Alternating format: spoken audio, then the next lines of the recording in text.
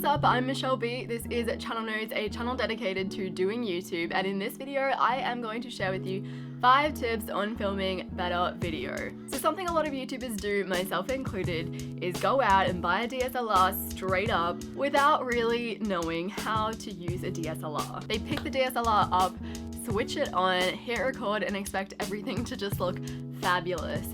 Cinematic even. So something that I've learned really well in the past 3 years is that DSLRs are not like phones. You don't just turn them on and hope for the best. You learn how to actually use them and manipulate their settings to get the best image. Tip number 1, if you get one thing from this video, it should be, don't be like me, learn to shoot in either aperture priority mode or AV on your camera, which gives you control over that depth of field or aperture, or better yet, learn to shoot in manual mode, which gives you control over just about all of the settings on your DSLR camera to make your videos look better. So following up from number 1, number 2 is learn all about ISO, aperture, and shutter speed. So I actually made a whole video about these topics. It's called the exposure triangle. If you are not familiar with those 3 terms, I really recommend that you watch it, and I'll link that video in the description down below. I personally wrap my head around those 3 things way too late in the game, and they play a huge part in how your videos look and feel and the quality of your content.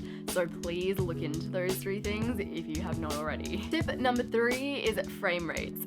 They exist. So frame rates, you may know, vary from 24 frames per second up to 60 frames per second. So 24 frames per second, it gives you a bit more of a cinematic kind of look. That's what they use in like the movies. 30 frames per second, which is probably what you use, or 29.97, whatever it is a bit more realistic. So most YouTubers will use 29.97, whatever, for their YouTube videos because it just looks more normal. And 50 to 60 frames per second is for like really fast moving shots, like if you were shooting sports, or it's for shots that you want to slow down at a later stage and make it look like a natural slow-mo. So I actually learned this after watching a To The Nines lookbook where they have a lot of like slow motion shots, and I was like, damn, like how do they get their slow motion shots to look like so smooth and so amazing and so like cinematic? Because when I slowed down my 29.97 frame per second shots, it kind of just looked like unnatural and you know, jumpy and gross. And after doing like a bit of googling, I realized that they probably had their frame rates set to 60 frames per second. As an FYI, the general rule is that the shutter speed should be double your frame rate. Tip number 4 is to learn to color grade your videos. I have to be honest, I am by no means a pro at color grading. In saying that, I didn't even realize it was like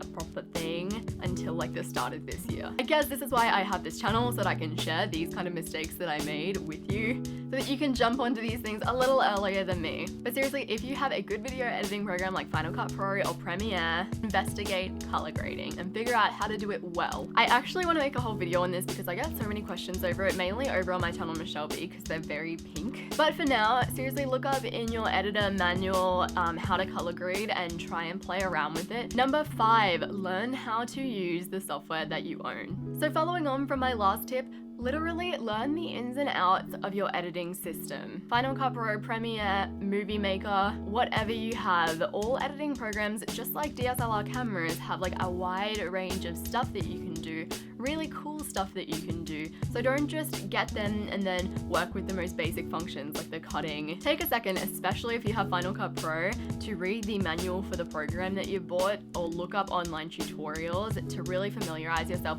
with your editing program. Chances are, if you haven't gone to that effort already, you'll find out that your editing program does a whole lot more than you actually use it for, and you can up the game of your videos by so much. So those are just 5 tips, mainly for beginners, on making better videos for your YouTube channel. If you guys have any tips that you'd like to share, maybe lessons learned, please leave them in the comments down below. Subscribe to my channel if you haven't already, follow me on Instagram, do all of that stuff, and I will see you soon. For your YouTube channel. The first thing I really want to quickly mention is you can use normal music if you don't want to monetize